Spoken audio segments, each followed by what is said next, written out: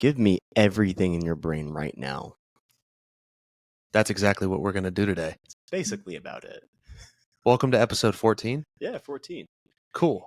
Welcome to episode 14 of the Fit Friend, Fat Friend, Still to Possibly Be Renamed podcast. Michael and Yusuf show. Michael and Yusuf show, maybe. Yeah. I look like a GTA character right now. I'm in a white wife beater. Guy spends 3 days in California. You look rather felonious. I feel felonious. Yeah. Yeah, we kind of both do. But I don't mind it. No. It's our podcast. We can dress however we want or just show up naked. I don't even have a boss. You don't even have a boss. No. We can wear whatever we want. I report to God. I think tomorrow we go. Do you think God would mind us going in his birthday suit that he Hey, he blessed it with us. YouTube might mind. Community guidelines will mind. Okay, fair enough. Well, we're going to give people a lot of our quotes. A lot of the stuff that we feel shapes our head, shapes our noggin. I just had the idea of like, we should do 50 quotes. And you 50 was fucking astronomical. But the idea itself is fantastic, where you were just in passing today said, why don't we just share the quotes that we basically live by? And you said 50, and I went, how about more like 10? Yeah. I think that the point is there's definitely a theme here. There's a theme here. And I think that it's about what every good book basically tried to pass down also. And I can see on your whiteboard that you wrote, live by. And I was going to literally say live by, and I haven't seen your whiteboard yet. We both have whiteboards filled up with quotes. Yeah, we don't know what each other say. Uh-huh. At least I don't know if you read mine, but I have not seen yours yet. I literally was going to say what we live by, and I just happened to see your whiteboard literally says Michael quotes to live by. There we go. Now we're on the same wavelength. Yeah. That's good because we don't exactly plan much. Yeah. And so yet should we still pick up stuff where So should we roll into into each other's or interrupt each other's or finish? we finish each other's sandwiches? Yeah. So guys, we're going to share with you our quotes to live by. That's the goal of the episode. These are basically, the way I viewed it was, what are the things that literally go through my head every single day at some point in the day? Mine are in no particular order of importance. They are simply the things that I believe if I base my life off of these, my life will be good, rich with abundance and happiness and fulfillment. Anything you want to add to that? This is shit. It's gonna make it hard to knock a motherfucker down. Mm-hmm. That's really what I think quotes hit. They guide and they speak to that part of you that needs a little bit of courage. Yeah, and I think that's what good quotes that I think we're gonna be able to share are gonna really give people. I think what's really interesting is we definitely want to hear from you in the comments if any of these struck you. I think a lot of what matters with what quotes you hear is where you are in life. 3 of these may mean nothing to someone and they mean everything to someone else. I think it matters a lot where you are. So go into the podcast with the expectation of being aware of where you are in life versus where you want to be, and maybe you'll get some value out of this. Mm-hmm. So I think the way we should do this is you share one, expand on why it's important to you, and we just rapid fire that back and forth. Sound good? Yeah. Cool. Open us up. Roll. Yeah, I'd love to. This is I don't want to start off by saying it's my favorite one. I would hate to start off by saying it's my favorite one. Don't do that. That's starting. It's my simplest one. Okay. It's my simplest one. You are really who you are when you are at your worst or at the bottom. And I love that a lot because there's a lot of people who hang their good days only when they're good days. And they completely miss the opportunity to see the good days as the days when you have eaten the most amount of shit or gotten the most amount of horrible feedback in your relationship, your personal life, your career. Maybe you're looking at yourself objectively, and it's all about how you respond.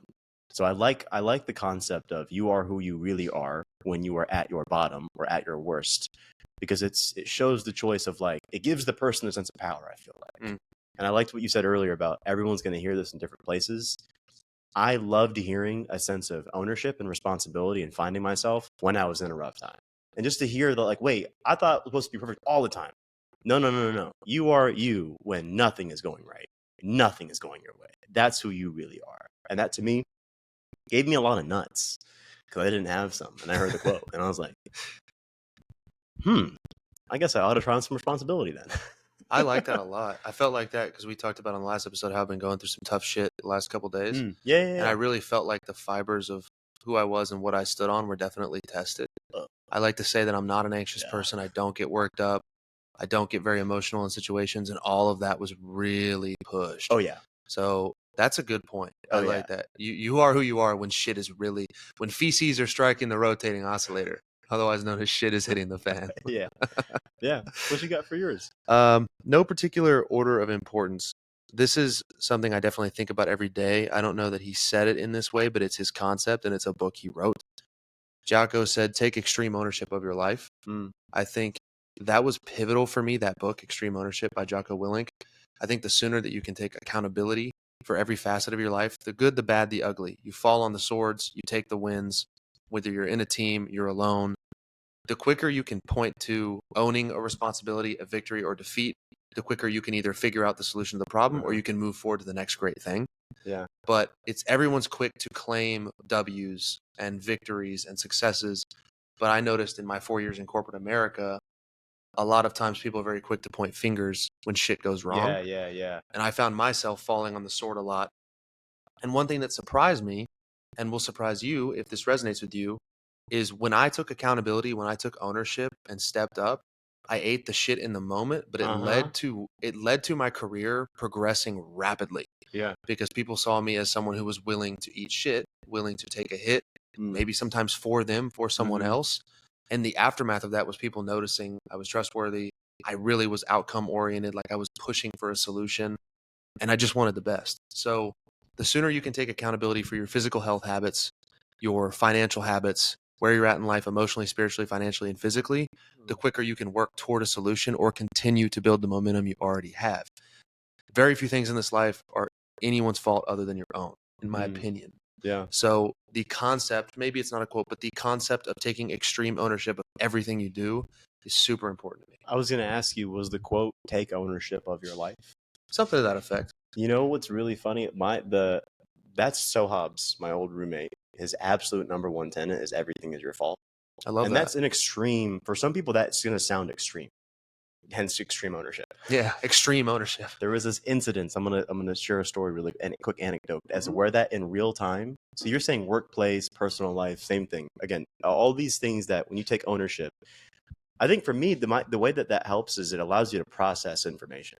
Yeah. Like when you actually own it, there's less moving pieces and they're all within your own internal locus of control.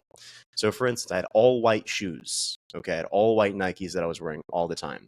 My roommate's girlfriend was a lash artist. She spilled ink from tattooing on my all white shoes. She was so nice to wash them, rinse them, and made it a little more brown, dropped it, and then left them outside in California, where it rains 5 days a year here in San Diego. And the one night that she leaves it out to dry for me, and it rains. It rains. So the shoes are absolutely beat. And I'm not in a place where I was taking extreme ownership. Okay, this is where that quote met me, a pair of shoes. And here's what it's pointing fingers. You said pointing fingers. I went, how could she? How did she? Why did she? And I remember my roommate looked at me. He went, why'd you let her do it? It's your fault. He's like, just eat it. It's your fault. And I went, and which at first is like nails on a chalkboard to a person with a giant ego. Yeah. And it's like, but then as soon as I processed it, I was like, okay, well, I guess I can move on now and do something about it. So like as soon as you accept the ownership too, I feel like within yourself, you can process stuff. And I think that sense of self-accountability is like one of the most under-missed. And that may segue into my quote that I got here. This is one of my, we talked about ego yesterday. Yes. Right? We thought this point was so important because I get agitated on people in fitness really easily because it's just how I am. And we had this distinction. Remember the distinction? You want to tell them what it was? Yeah, we don't have beef with people. We have beef with egos.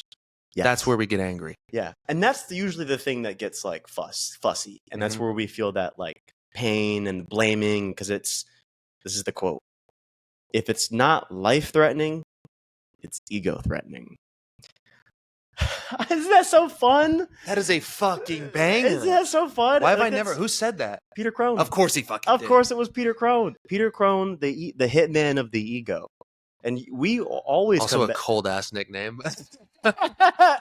Yeah. I think that a lot of the greatest personal development successes are going to be from repeatedly assassinating your own ego. Absolutely factual. Yeah. Have you had an ego death before? Have you heard that? Like you kind of alluded to, but I don't get what that really means. I don't know. Well, I mean, ego death. Like I've just been. In ego death is such a big term. Mm-hmm. But I will say, and it may sound oversimplified, and it's one of those, to those who get it, no explanation is needed, but to those who don't, none will do. Endurance training will kill your ego. Part of why I love it is really hard things. Running for a really long time. Running is not hard. Running for a really long time is hard, right? And no matter how advanced you get, you can always go further to make it harder. Cold exposure, hopping in 33-degree water.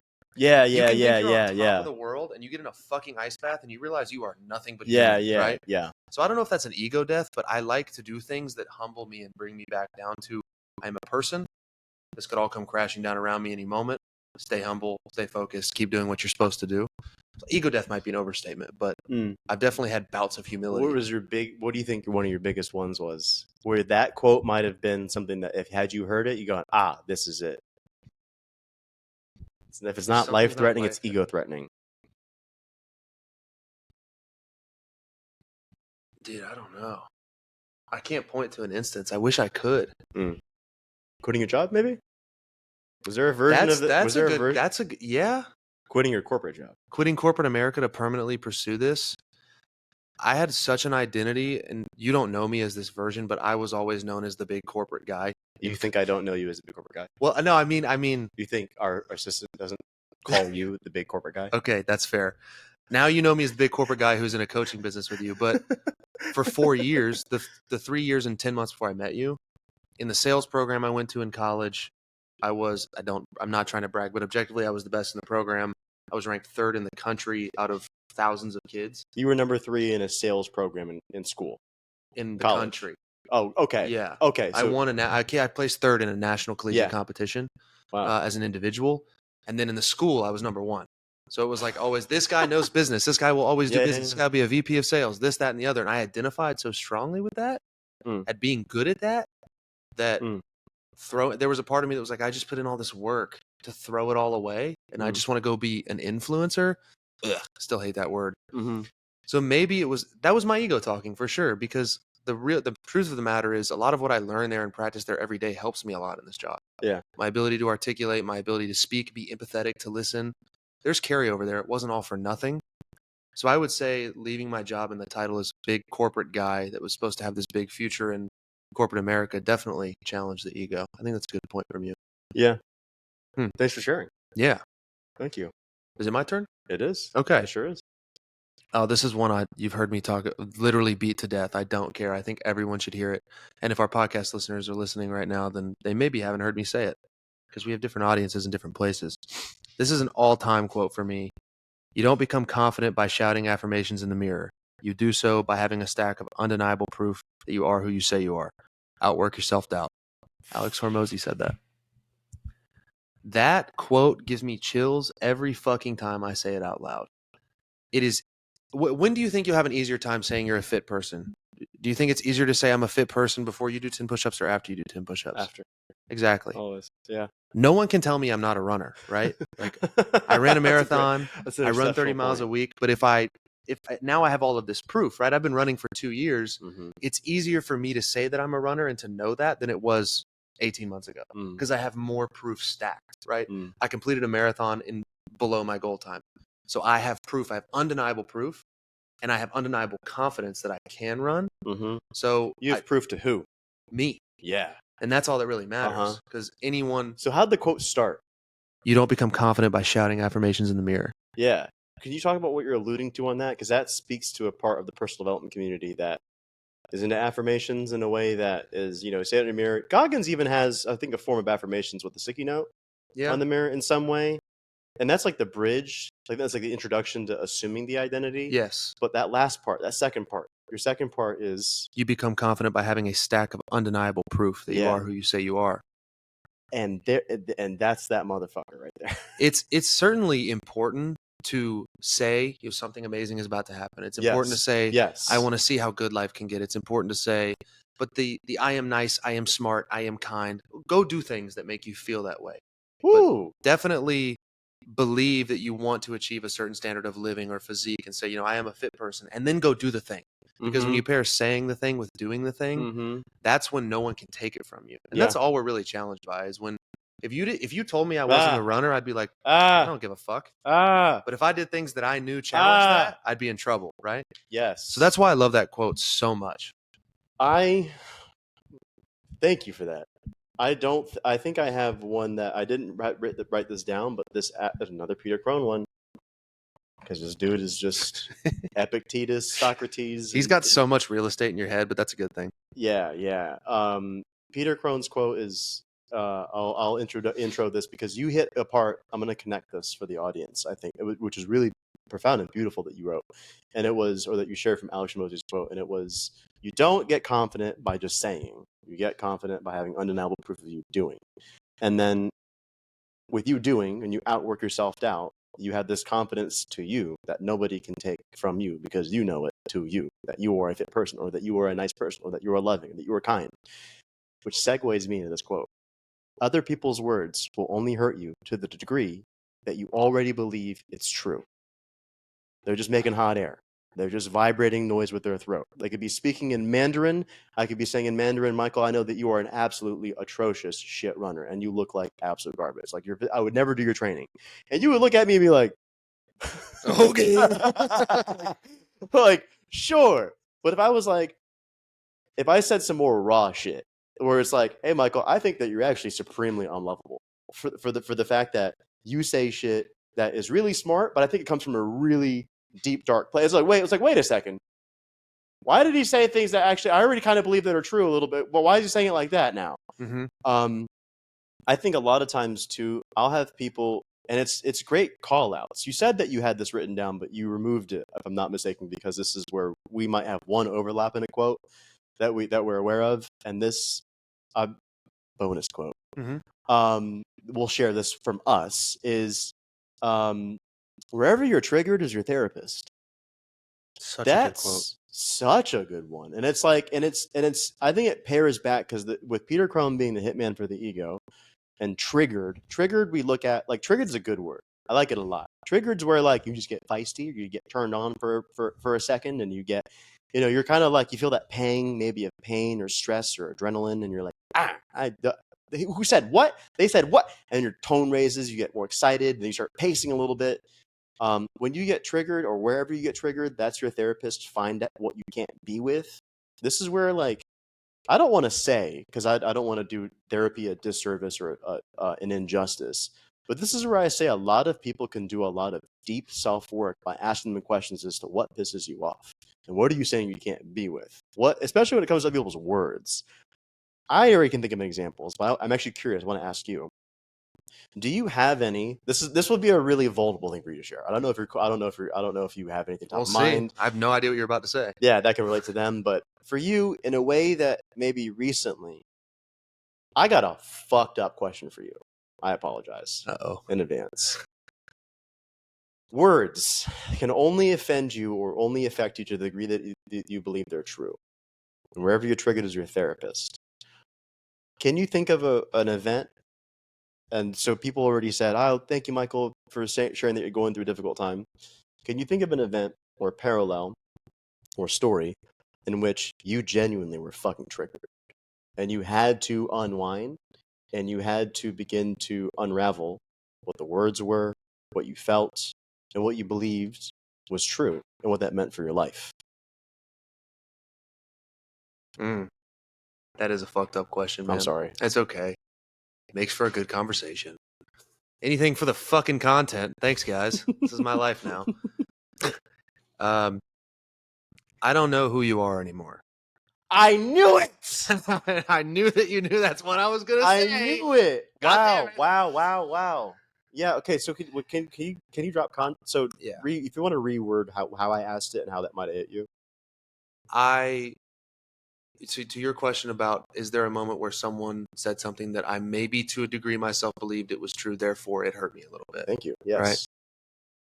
I was told recently by someone I care about a lot that basically I'm changing, right? And I don't know who you are. They don't know who I am anymore. It's the TikTok fame, or I'm still me, right? I know I'm still me, but I know a lot's happened to me in the last 120 days, more than has probably ever happened to me in the previous 25 years of my fucking existence. Yep. And I'm so grateful for it. Wow, you're really going to get me opened up here. like a fucking Christmas ham, just splayed open on the table. And I heard an interesting quote on Instagram the other day, just perusing, and I don't want to butcher it, but it was something to the effect of, when people say you've changed or you are changing for the better and you're maybe moving on or outgrowing certain people, it angers them because you're fucking with their reality. Yep. You're fucking with the version of who they know you as, and you're killing that person off.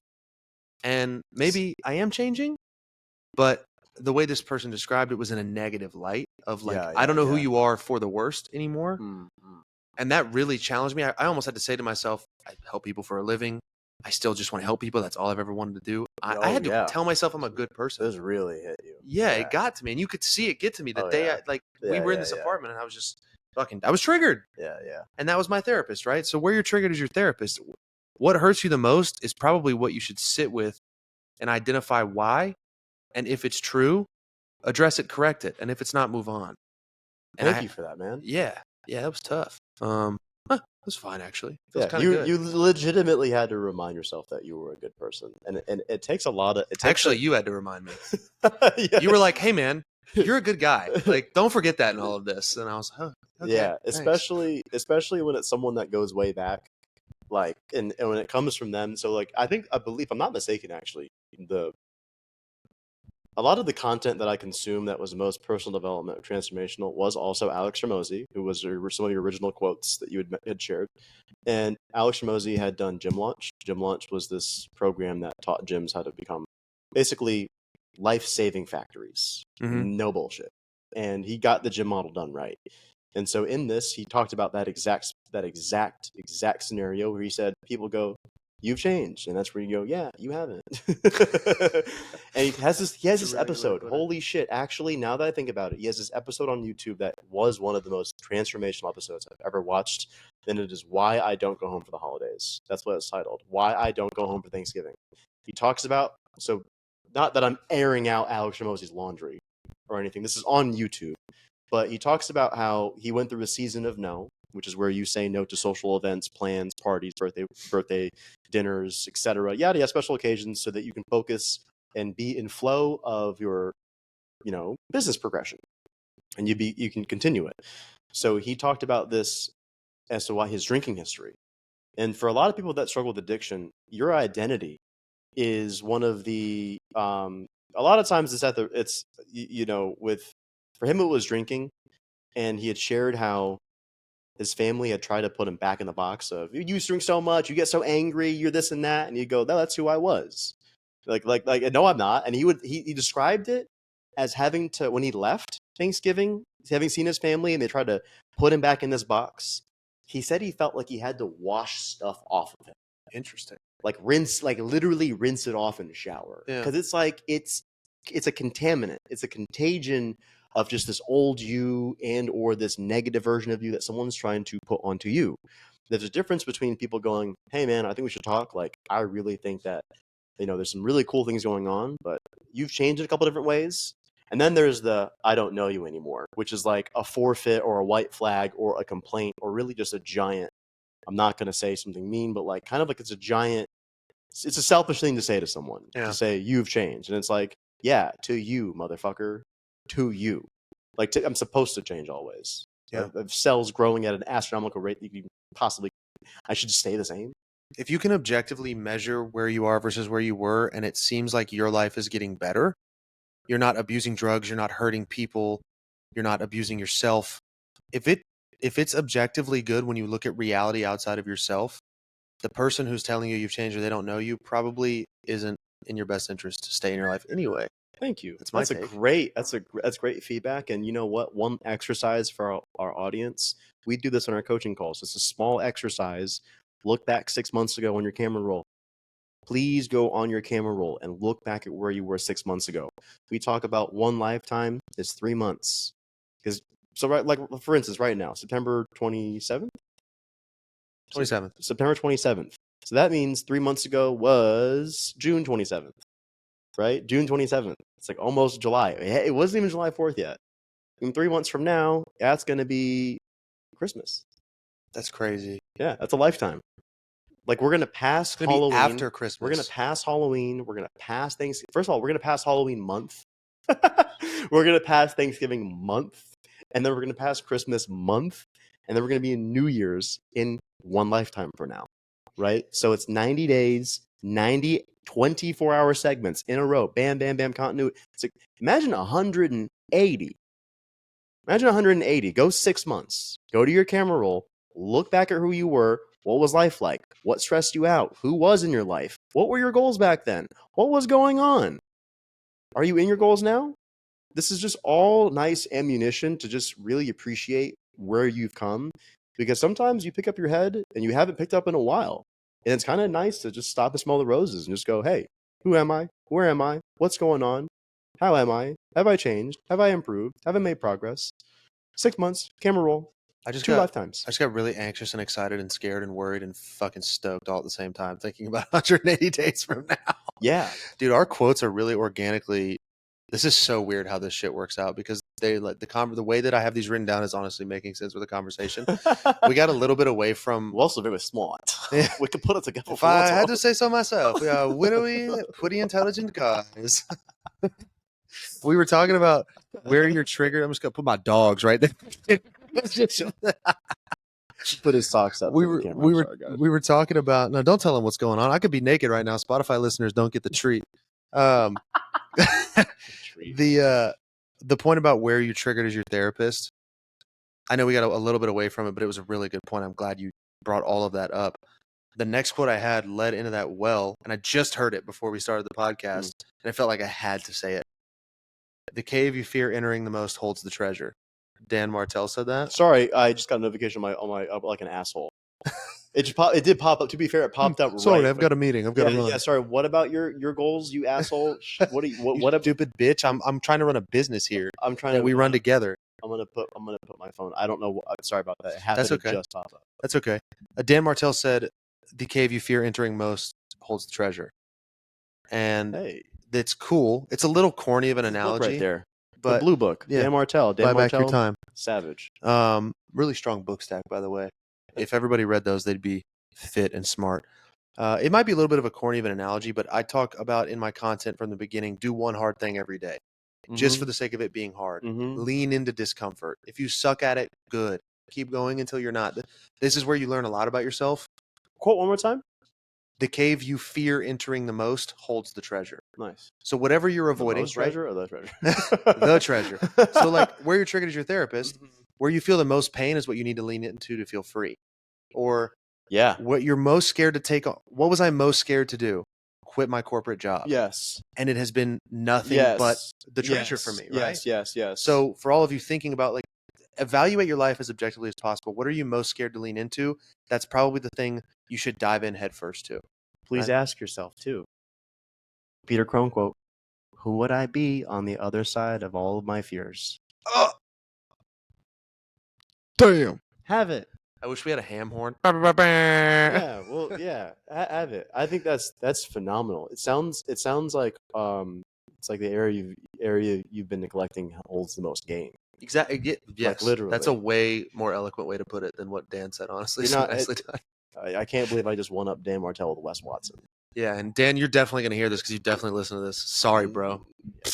Anyway, Dan's a billionaire entrepreneur, multi-serial entrepreneur. Yeah. One day. Yeah. What's your next one? Thank you for that. Yeah, man. Question for you. Yeah, let's just get into it though. You said cave. You said area you've been neglecting. It's only fair that from time to time we ask each other where this might apply to us each. So, your cave. Was it the job? Was that an area you felt you're neglecting? Or can I ask you a hard question? You're going to ask me whether I say yes or no. What within yourself, unknowingly, I think this is a question for you like right now. It's not like you should have known this and I'm going to ask you a therapy question. I think that this is a question that you could ask yourself now. Got my little belly hanging out a little bit. Is that my wife beater? It's my wife beater. Okay. We can't call them wife beaters. They're just beaters. Okay. I never even thought about the word wife beater before. But anyway, I never even. It's kind of violent, isn't it? The reason it's called a wife beater is because of white trash. They wear these, and they probably hit their wives. If you're listening to this in a double wide, I'm sorry. I didn't mean to offend you. Do people double wides hit their wives? Damn, that's even worse. Yeah. The cave finally closed. You're gonna wreck them about their home too, and their one wife. I'm very sorry. Okay, so for you, the cave or the area you've been neglecting within yourself, what do you feel compartment-wise within your own life, compartmentally, you feel you could have possibly been neglecting lately that you have seen a gain in? I've stepped outside of my comfort zone in almost every single facet of my life. Physically, obvious. I wouldn't be here if that's my content. What a douche. Physically obvious. Fucking obviously. Obviously, You got these biceps from late. No, Yes. I didn't mean it like that. That is so douchey. You're right. I wish I could take that back. What I mean is everything I say and preach to 200,000 people is about doing hard things physically, right? And I'm a big believer in that. I think it made me a good person, a better person. I stepped out of my comfort zone professionally to go work in an invisible lemonade stand with you on the internet. I think emotionally, I've been neglecting. I honestly think I had a legitimate fear of what it was like to be alone versus being lonely, and like enduring a season of in solitude, in isolation, right? Truly solitude. Yeah, like actually being alone. I think I've been It's you and your mission. I've been neglecting the fact that I've been scared to actually be on my own, and I preach how toxic that is and how silly that is, but it's okay to do that, and nothing really bad happens from it. I actually think I'm going to learn a lot about myself. My cave is social, literally just meeting people. Yeah, my cave. Yeah, your cave is going outside and talking to people. Shut up. Yeah, that's facts. Yeah, but that's mine, man. If that's, I don't know if that's the answer you were looking for, but I think I've been neglecting the fact that I'm a little, maybe just like a tinge of codependency. Wow. Thank you. Yeah. You know, one time I wanted to DM Peter Crone a question, and it was, how do I know if I'm truly now doing something for myself, or if it's because it's codependent? And I think even me asking that question was an indicator of me being codependent, because I was genuinely out wondering. And I think that when you just know that you're not, you know that you're not. Yeah. Like, I'm respectfully, technically, none of us are not codependent, but like, you know, the extent where like your ego is rooted in someone else's identity or someone else's accomplishments, yes, or perhaps, you know, another nest, a foundation that you still cling to or take credit for or need or see as necessity to continue living in your ego. Yeah. Or in the good or bad, it's an arm's length away. It's just like a safety blanket. Yeah. No blanket. Wow. Yeah. So with codependency, I forgot where I was going to go with that, because you went arm's length, and I was like, that's a good pun. No pun intended. I literally touched the chair arm's length away. Yeah, an arm's length away with your arm. Never actually literally played that out. Yeah, so always use an expression. I got distracted. Sorry. That's all right. It's very simple things make me hyper present. I lose track of thought. That's okay, including coincidences like that. I also forgot whose turn it is to share quotes. I'm going to say you. Yeah, I think it is. Let's look at this whiteboard. Zig Ziglar, my boy Zig Ziglar. Zig Ziglar, his book's up there. See you at the top. 25th anniversary. I've listened to that audiobook probably 75 times at minimum. It's a seminar. The audiobook is a seminar, and that audiobook has a part of it that I believe is 16 to 18 ways to create a healthy self-image. And I found my eyes locked on that bad boy when I needed it. Like when I did not know what self-image was or what the ins and outs of it were. I had no clue. And I was already a pretty vanity-driven person. So you'd think self-image would be like the thing that like I cared about the most. Yeah. I did not really get self-image.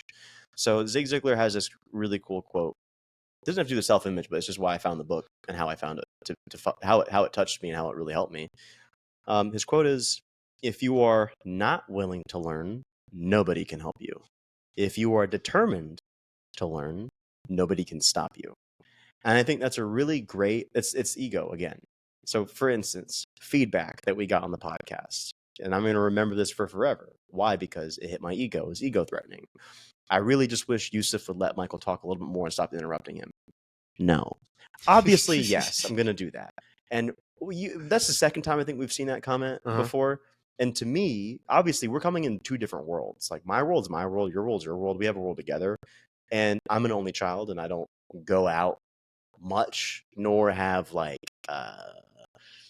let's say continual talk therapy that I'm able to process my events with someone else with. So I accumulate a lot. That's where steps comes in, and that's where like meditation comes in, journaling comes in for me, and calling my mom and my dad. But for you in our conversations, I've definitely noticed in this, there's definitely a point where I was not willing to learn. And then you checked me. You absolutely checked me. And I became determined to learn. And I genuinely feel, one, lighter from that. And then two, also not like I'm trying to make the world bend and conform to me. It's more like, all right, let's listen for a second. Like, let's actually learn. And I've this maybe even a simpler version of this broad view quote, which is, if you're not willing to learn, no one can help you. But if you're determined to learn, nobody can stop you. Maybe it's, you've got two ears and one mouth for a reason. And if you've got one mouth going, you're definitely not learning. Yeah. And I've definitely thought that. I've been like, easier said than done sometimes. Yes. So, especially me, when you've got like an absolute yapper. Absolute. Bro is fluent in Japanese. Yeah, absolute yapper. I will say one thing I appreciate about our partnership and now friendship is your directness has rubbed off on me. I've always kind of suppressed how blunt I need to be with people because it does not come across well. You saying what you said to me in response was very blunt. Right. What did you say? I read the feedback out loud, and I said, "Motherfucker said I should stop interrupting." I was like, "I guess, but I'm gonna keep doing what I'm doing. I just vibe." I don't remember verbatim what I said, but I did agree with them. You said, "No, you don't need to be an asshole. You can just let other people talk." He's like, I did say that. Yeah, you were like, it sounds so fucking rude when you say it out loud. No. And then you said something along the lines of, "You just haven't had anybody tell you to shut up." Yes, I said, you haven't had an older brother or someone slap you upside the head and say, "Shut the fuck up." Yeah, that's a fact. In fact, that's the fact. I did not. Yeah. But I will say, like, I really have appreciated, you and I are very like, if I don't like something, I'll tell you. If you don't like something, you'll tell me. And instead of just burying it or being weird and passive aggressive, we just figure out a new route. Yeah. Just figure out something new to do. And that's literally how you get better at anything, is accepting you don't know it all. Yeah. And then being open to suggestions. First comment I read, I knew it all. Second time I had heard it, I had knew it all, and then I had jumped a bit more and maybe doubled down a bit more. And then I believe a part of me was a tinge open-minded, and I needed someone to open it more. And because I'm not going to say I know it all. Absolutely not. And then I think that, yeah, your directness was a huge help. So thank you for that. Yeah. That'll be my quote. So I became determined to learn. You did beat the old adage. This isn't a quote on my board, but in regards to the talking too much thing or talking over me thing, there's a quote that says, if one person says you have a tail, they're fucking with you. If two people say you have a tail, they're teaming up on you. If three people tell you have a tail, you better turn around. So the third person said, "Bro, shut up." It would have been like, all right, I got a problem. Yes. Oh, I became aware of it. Oh, also the girl I was seeing was like, "Do you even like me?" Oh, yeah, that's right. And then she was like, "Wouldn't you ask me more questions about me?" To be fair, that was so facts. I didn't ask her a lot of questions about it. I talked. I talked a lot. To be fair, I had an Instagram caption from way back in the day that said, "POV, we're on a hinge date," and all I do is yap about steak, protein, sunlight, how the government doesn't want you to be fit. And then just stuff like that. I was like, "I don't want you to talk once." And I was like, that's what I've done before though. And like, I'll get going. But anyway. Listening is a skill. It has to be learned. It's facts. This quote has absolutely nothing to do with anything we just talked about. I just listened to that for what it's worth. Yeah, did you guys hear that? Silence. Did you guys hear that? No, exactly. No, I'm just kidding. This one is pretty direct, pretty short. It's a Goggins joint. Okay. You will never be shit on by anybody doing better than you. Wow. Yeah. Short, profound, a little vulgar and vain, just like Goggins. Yeah. But it's so important, dude. It's so important. When you make a living on social media, though, I mean, our living is somewhat contingent upon us staying relevant and staying in people's faces and in their feeds, right? Yes. And if you amass a following of people who tell you how great you are, there will be people whose voices seem louder that are negative. I have had people comment heinous shit on my page People tell me I'm a piece of garbage. I'm wrong. I'm an idiot. Blah, blah, blah. Judgmental. Yeah. Yeah. And when I take a look at their page, or I just take the time of day to give that a little bit of real estate in my mind, you have to accept that anyone doing better than you does not have the time to talk down to you. And if they are talking down to you, they are trying to pull you down to their level for something outside of your control. They're unhappy with their own life. They're dissatisfied with the way they It's a look, the way they projection, feel. It is typically. a pure projection. And Mhm. it's important whether you make a living on social media, whether you have friends that you feel may be toxic, you're in a toxic relationship. This rule, is it not? It's always true 100% of the time. There will objectively never be anyone whose life you would want to trade places with that will talk down to you. That is a fact. 100%, 10 out of 10 times. It is 1,000,000% a fact, and I think that this is unintentionally a quote. I do not have this written down, but is the world is as you are, not as it is. And a lot of people, I don't want to sound like an asshole, a lot of people don't get that, right? Like the world is a mirror, not a window.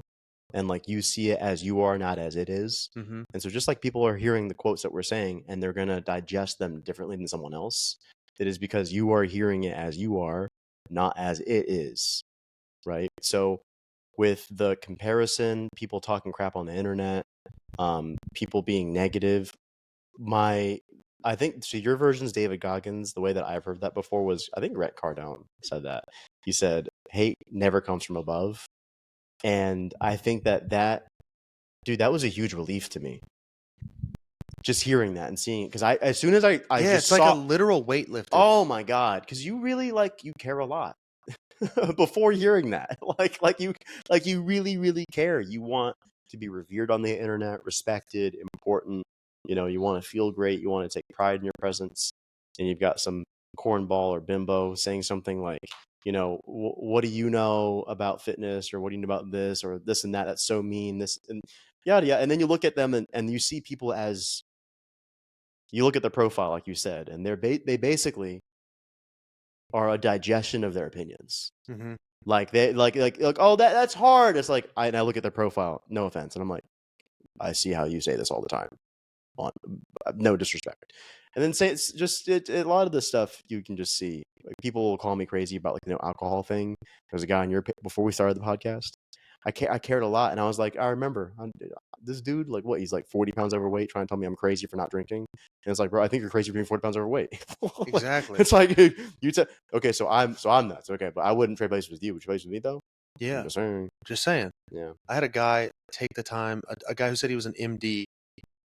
Doctors with egos are a dangerous thing. He left 11 comments on my videos and numbered them 1 through 11 for free. For free. The only thing it cost him, I was like, bro, you are giving me so much engagement. The only thing it cost him was time out of his life that he'll never get back. And he was mad at me for saying you need sodium in your morning water, saying that most people get enough salt. I'm like, well, most people are fat fucks that eat like shit. And that's how they're getting too much salt. And I just said, this doctor is pocketed by Big Pharma. Yeah, exactly. I'm just saying. I won't get into the lengths of it, but you have to literally take a frame of mind of genuine empathy and pity for people that shit on you. If you're chasing your dreams, if you're being good, if you're being successful, yes. Pity, like genuine. I'm so sorry that you feel so mad. I mean it. The last thing he said to me in his 11th comment was, "You don't know me. If I want to spend my time talking shit about some asshole on the internet and to relax," that's what he said, to relax. I said, you need to find something better to do to relax. He said, if I want to talk shit about an asshole on the internet to relax, I'm going to. And I was like, that sounds like a really not relaxing activity. That sounds like an existence I would not like. Yeah. So that's all I'll say is I won't get into further, but like, I'm not going to lose sleep over that guy, but I clearly upset him. And it's like, because I'm doing okay, trying to spread a good word, and you probably are too. So don't give mine to boneheads. Your turn. Thank you. Mm-hmm. Wow. Boneheads, cornballs, knuckleheads. We're bringing the G-rated curse words back. Yeah. Fuck sticks. What? What?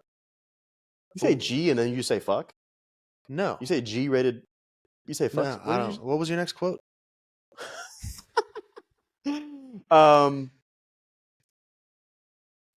Not written down, but I really feel like this is just an important one.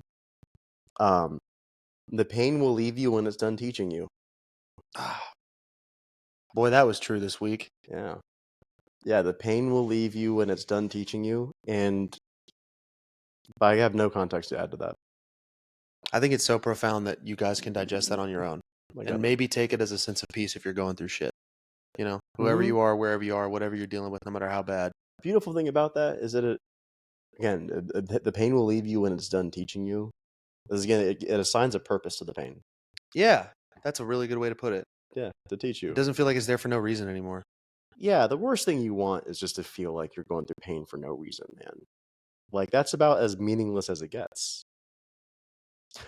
Yeah. It's like the definition of just void of meaning. Yeah, like that's not good for anybody. Like, you're just going through pain. But really, like those, especially, so you brought up a term that you really like, that I liked a lot, and I was like, that's a good way of putting it. You said you felt you described that you had an emotional hangover.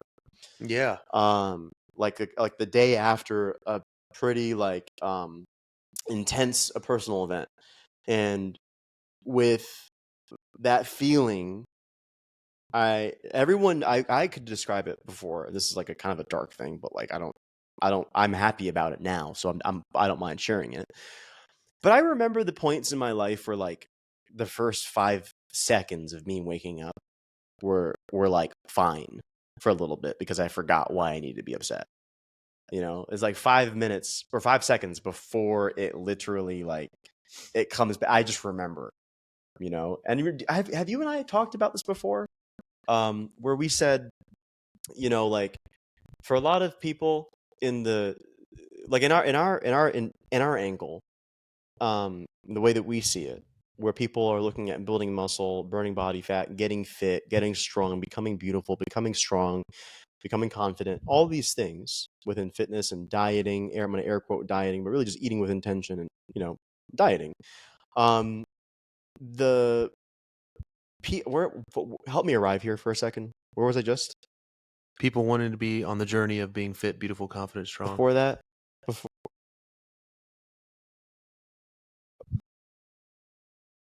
What did I just do?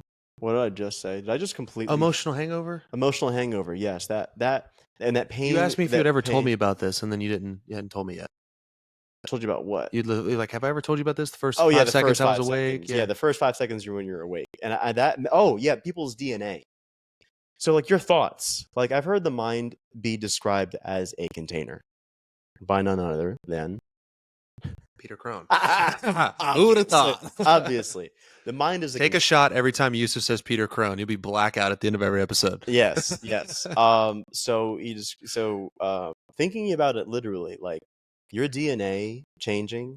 We talked about this. Your DNA has literally been your DNA the last 3 years, with the thoughts that you've had, the actions that you've had, the beliefs that you've had. Your DNA is still made up of you as that person for those last 3 years. And it's like, what are the odds the next morning you just wake up and are like, all right, a new me. I shouldn't think of anything the last 3 years at all. Right. Doesn't exactly happen like that. Yeah, and that's like the exact like container and space of the mind, where it's like that free range, like it'll just bring it up unsolicited to you to teach you. Yep. And or to show you where your attention's going. And I think that's like a really cool practice that the observer's method is really useful for a lot of people who aren't familiar with the fact that, I don't want to say you can control your thoughts, but like you can begin to guide and groom them and begin to train them a bit with journaling, meditation, affirmations, and then also being around new people, that especially. So yeah, I just felt that was a really cool example of like real time, like the ways that you feel will weigh on you for days to come sometimes. The events that you go through will weigh on you for days to come sometimes, but still nonetheless, pain will leave you when it is done teaching you. Mm-hmm. Very powerful. Maybe a segue into the next one. This, in my opinion, I don't know who said this, but it was someone in the Stoic philosophy and belief system, Seneca, Epictetus. One of them Greek motherfuckers. Yeah, one of them Greek Latin ass dudes. Yeah. One of the bros, you know. Yeah. One of my old boys. One of the Stoic boys. And I think we should start that. I think we can take the next podcast in togas. Okay. I think it sums up anxiety really well in a way that makes it easy to digest and understand for someone who maybe doesn't have it or maybe doesn't know how to define it. We suffer more in imagination than in reality. That's a great way to relate the mind to someone. Yeah, exactly. And it's basically what that means in my opinion. I suffered so much and agonized so much and had so many anxiety-ridden, sleepless nights about quitting my corporate job. And then I did it and was like, that wasn't even, they were so nice. They were so supportive. They wanted me to follow my dream. That wasn't bad at all. Mm-hmm. And it's kind of like that quote I've shared with you. You can have hard conversations in an easy life or easy conversations in a hard life. Mm-hmm. But that being said, the actual outcome, anxiety is literally creating outcomes in our mind that have not happened yet. We don't know them to be true for certain. Or it's, they say depression is living in the past, anxiety is living in the future, refusing to live in the present, which is the only thing we truly have. Spectacular. The fact that if you can really accept that to be true, and 99% of the time, whatever conversation you need to have or thing you need to do, maybe one time out of 100, it'll be terrible. It'll be worse than you thought. But that is so fucking rare. I have never had an outcome that I anguished and got distraught or stressed over that I then carried out that was as bad as I thought it would be in my head. And why is it always that? I don't know. So I got to witness that in real time, actually. Yes, you did with me. Yes. Yeah. And that's true for you. So if you guys are struggling to have that conversation, you should have, you've been putting off something, it's not going to be that bad. I promise. And we have the hardest time as humans, even though we reaffirm it every time we end up finally doing it, because eventually the pain of change outweighs the pain of staying the same. And we have to do the thing we've been putting off. And then we feel the relief. Why can't we just remember that every time? Every time we fucking do this, it's a vicious Wouldn't that loop. be nice? Wouldn't that be? Well, wouldn't it be nice to be happy all the time too? Then we wouldn't be human. Yeah, I guess. we wouldn't appreciate it as much. Yeah. Yeah. Yeah. You need to wane to appreciate the sunshine. Thank you. What do we? That's good. And another thing that will distract me is if we get hyper hilarious. Like Yeah. Yeah, what do we? It's your turn for a quote. Yeah. Well, I mean, I think the next actually hit me with yours again. Yours was, we suffer more in imagination than in reality. Yes.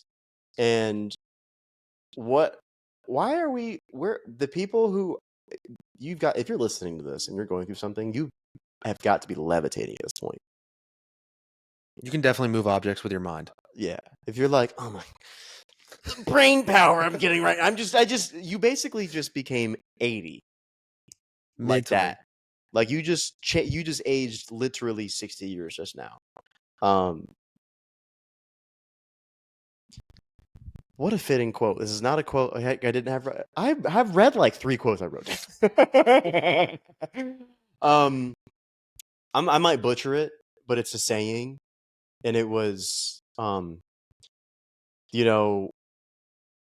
know how many generations ago we go back as humans, but there is a saying in Islam that's of just generations ago, someone had to travel 500 miles for a verse or a lesson. Now you just get it like that. Mm-hmm.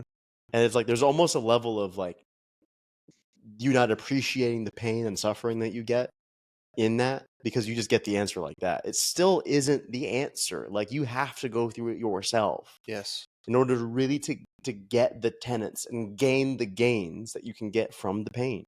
It's not I read a book on weightlifting and now I am a lifter like all you other in-person personal trainers. You actually have to do it. Did you know that? Did you know that you should look good too? Did you know? Okay, I'm sorry. I'm ragging on in-person trainers now. Sorry, I made a video about that too. I agree.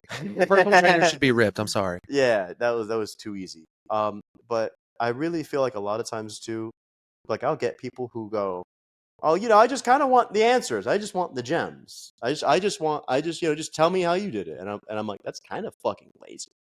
Like it's smart. Like I get it. Like that but also too, yeah.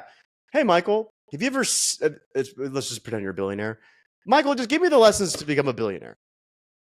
It's just like, it's just like, it's not how it works. Oh my god, yeah. It's like my grandpa used to say, I can teach it to you, but I can't understand it for you. He used to say that when someone wasn't getting their shit together. It's like, that's true. Like, I can share it with you. It's a real redneck way to say, like, I can share this with you, but it's not going to have the same hit. That's nice. That's the most polite insult I've ever heard. Yeah, it's like when people from the South say, bless your heart, they're really saying, go fuck yourself. Yeah, can you say that one more time, but in a Southern accent and be a little condescending? I can teach it for you, but I can't understand it for you. I wonder what that could be used for. So many things. Yes. You'll find yourself in a situation. Yes. I mean, when the conversations we have every day on the internet. Yeah.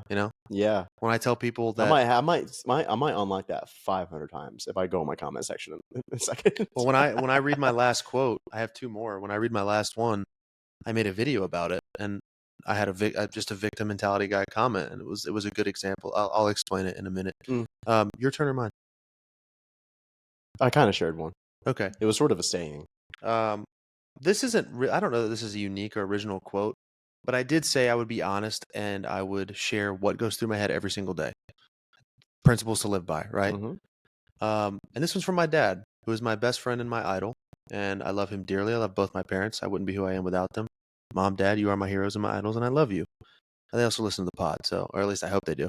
But every single day, from the day I can remember as early as whenever that was, 5, 6, 7, to the day I got my license and he no longer drove me to school, when I'd hop out of the car, he would say, have a good day, be a good person, be the kind of friend a friend would want to have. Every single day. And that may be like not profound, but the repeated Pavlovian repetition and affirmation of that, like it's the reason that we're nice to cashiers. Like it's not a quote you heard, but it's the reason we were so kind to the lady down in the lobby who was clearly having a rough day. And by the time we left that exchange, you'd given her a Diet Coke. She was cracking up. She was smiling, right? It takes no more energy and no more effort to be kind than it does to be a dickhead, you know? Actually, I would argue it's harder to be rude than it is to just be nice and smile. It's just lazy. It's lazy to be rude. Yeah. Lazy to be rude. And I think it's maybe not profound, but if you just live every day of have a good day, make it a good day, be a good person, follow those basic tenets, and what would I need in my life right now? What kind of friend do I want to be? Okay, just be that. Like it's so simple, but like you said, the affirmation every day for fucking 16 years, I do think about it every single morning before I go out the door and start my day. So I figured it was worth sharing. Thank you. Yeah. Yeah, that was simple. It was just 3 things. What was it? Have a good day, be a good person, be the kind of friend a friend will want to have. If you do those things, like you're going to be all right. Like it's all going to be all right. Mostly. I feel like that really does belong at the bottom of Woody's shoe in Toy Story. Be the kind of friend a friend would have or friend would want to have. Yeah. Be the you that you would want in your life. What was the Woody? Hey. Bar. What was Woody saying? What he's saying was, "You got a friend in me." Well, that's actually just the song. That's the song. You got a friend in me. Yeah. Is that Tom Hanks that sings it? Does he literally sing it? I don't think Tom Hanks sings it. No, Tom Hanks. He didn't write it. I'm just saying, you might have sung it. Yeah. In the soundtrack. No. It was a black guy. I can't remember who. You got a friend. No way. I think it might actually be Tom Hanks. Dude, I will literally. I don't want to get. I'll do something crazy if you're right about this. It's Damn it! This is embarrassing. People listen to the podcast like, who you're sings? Fucking idiots. You've got a friend. This is the one time you choose not to use your Siri voice that's laced throughout your apartment for a quick answer. This is true. Damn it! It's definitely not a black guy. Who sings it? It looks Jewish more than anything. Randy Newman. Let me see him. Wow, that was embarrassing. It's a black guy, everybody.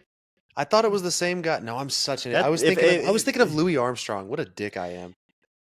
I was gonna say he kind of looks like Louis Armstrong. Louis Armstrong's black. Yeah, but he doesn't look black. Look up Louis Armstrong right now. If I'm not mistaken, he doesn't look. Louis Armstrong doesn't. Are you thinking of Lance Armstrong? No. Bro, Louis Armstrong is an African American. Oh, this man is straight up. Yeah, you are not thinking of. This dude was born in Louisiana. That's the guy. That's the guy who sings.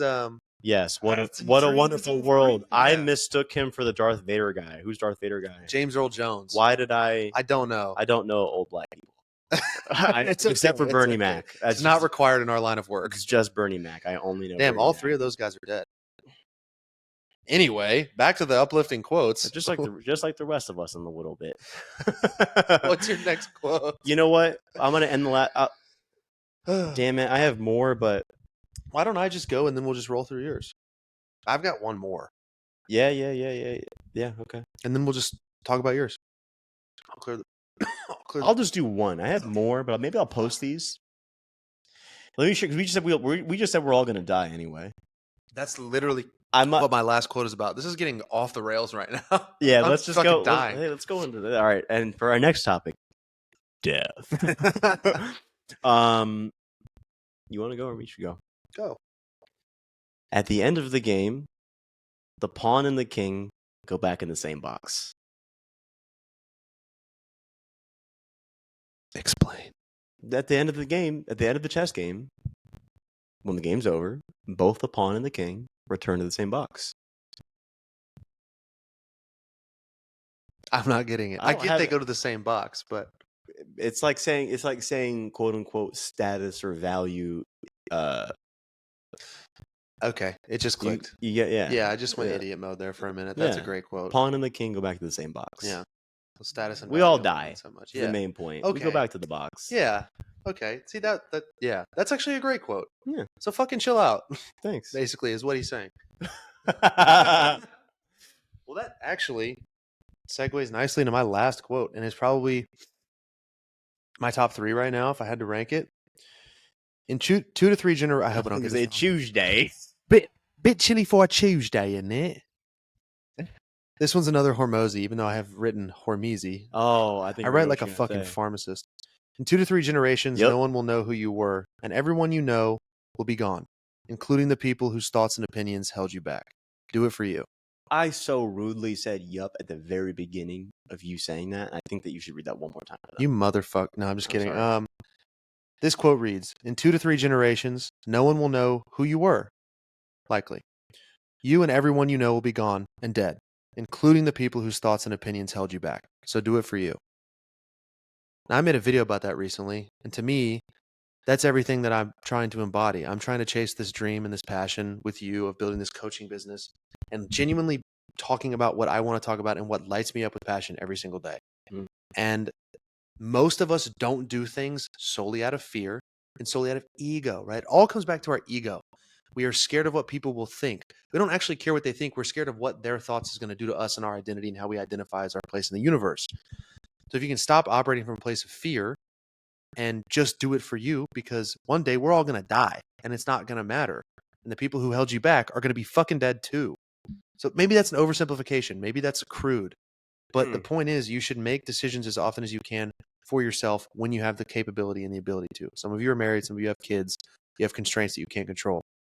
But if you make decisions for you, like I have been doing, like you have been doing, you will be surprised at what opportunities and happiness and abundance come your way.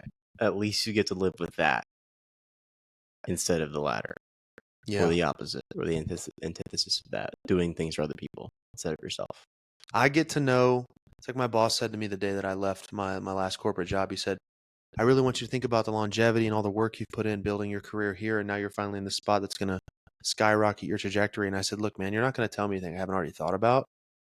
But when I'm 35, I would rather look back knowing it fucking crashed and burned, and I know, than wondering. It's that simple. Yeah. And he was like, I don't have anything to say back to that. That's a good point. It's like, I'm not going to play it safe. And it's so far, it's paid off. Did this dude just big dick me in my office? Did he just? On a Zoom call, but nevertheless, I ran that call. I was his boss for 60 seconds. So life's short, man. Do it for you. Do it for you. Go after what you're scared to fucking go after, because none of this is going to matter when you're lying on your deathbed wishing you would have. Yeah. And then maybe you too can be in a stranger's couch across the country in a few months after knowing someone in a wife beater and have felt like you've had a brother all along, even though you're an only child. Sleeping on that couch with your newfound brother. Yeah. I do feel like I've gotten really close to you in the last few days, man. Yeah. Really appreciate everything you've done for me. Of course, dude. It's been amazing. We're practically a couple, like we said in the last episode. We're bros. Yeah. There's not a language. There's not a word in the language we haven't said together so far. At this point. That's true. Look at those eyebrows. That's true. They got huge. They got huge. Anything you want to close out on? Hopefully this was effective. Hopefully this was helpful for y'all. We'd really love to hear your feedback. If you're still with us in the episode at, what are we at here? An hour and 4 minutes. Not bad. I'm so happy that people are finding a place on the internet where they can talk about these things. This I kid you not, was a dream of mine. Like literally. This was a dream of mine like 2-3 years ago.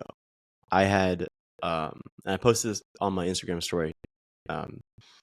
There's an entrepreneur, Alex Becker, who started a software company that basically helps businesses make more money with their Facebook ads. And his backdrop always is this nice penthouse in Austin, Texas. And it's this beautiful backdrop. And I had seen that for myself and just been like, how do I find myself in a place where like I am sharing what I love doing on the internet and people are like, where the fuck is he and what is he doing? Yeah. And you literally, when we were test recording that first episode, you looked at it and you were like, people are gonna be like, where are they? And I was like, how funny is that? I saw it as an inspiration for myself, and I was like, I just wanted to, I wanted to post content for me and to do it in a way that I really felt like. And when I say for me, that's a very short-sighted statement. That's not all the picture. It's for me and my goal with where I was in my life, and it's been nothing short of a dream to be able to see people have a space where they can talk about these things for themselves, like our comment section or people messaging us being like, I did not realize how much of this was mindset and how I think and undoing things. And we're like, oh, this is like actually cooler than the FDA. Yes. Oh, this is actually better than Xanax. Like what we're showing people in terms of elevating their planes of existence just through eating and training and moving their body and talking themselves nicely. Like if it worked for us, respectfully, it will work for you. And it's been nothing short of literally insane to see it all in thin air. Yeah. Literally. I couldn't agree more. I never thought, like we talked about 90 days ago was a lifetime. I never thought I would be where I am, like literally in this very moment on your couch in San Diego, crashing with you for a few days. 90 days ago, I would have been like, what the fuck are you talking? No, I watch that guy on TikTok. You want to challenge the people to something? I always want to challenge the people. Would you guys like to write where you were 6 months ago to yourself? At least to yourself or in the comment. Yeah, if you're open to it, 90 to 180 days ago, where were you and how does that compare to where you are now? Mm-hmm. How have you moved forward? I'd love to see that. Yeah, that'd be really cool. What's different? What do you like about it? What is it showing you? If you're not happy with it, what are you going to do to change it? Yeah. And then just know that this hopefully is a place where all of us are supporting each other. And so if you write something about yourself, thank you. And may you be the inspiration for someone else. And just know that we see every comment that comes through. We do, and we try to get to it. And if you're really scared to share it, we have 800 subscribers, and this is going to get a few hundred views. Nothing bad's going to come of it. I was going to say, that's actually a good perspective. I was going to say, or you could just DM it to either one of us. Yeah, or you could just send it to us. If it really is vulnerable, but you do want to share it with us, hit us up on IG. We see those too. We'd love a story.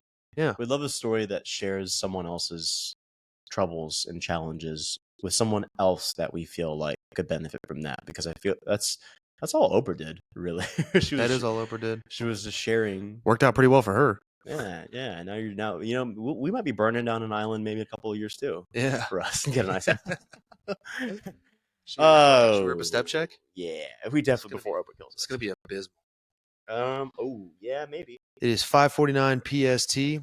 Ooh, I'm at 8,086 steps. I'm at half that. Damn.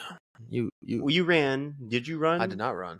How do you have double my steps? Because while you were gone running errands, I just went up on the treadmill and Donnie Darko'd it. Hey, how much time did that take you? 25, 30 minutes? 25, 30 minutes. You got double your steps. I had to go pick up some in the airport, but still, that's a great 20, 35 minutes, double your steps. Small investments, big dividends, people. When are you going to get it? Woke up same time. This is a real life split test. Yeah. You just had the moment to double your steps. Because of a few key differences in our day. Oh my God, we don't get paid enough to do this for free on it. We don't paid enough. We don't get paid at all. All right, guys. Thank you for listening. This was awesome. I enjoyed this a lot. We hope you did too. Drop your feedback and step check in the comments. We'll see you in the next one. See ya. That might actually be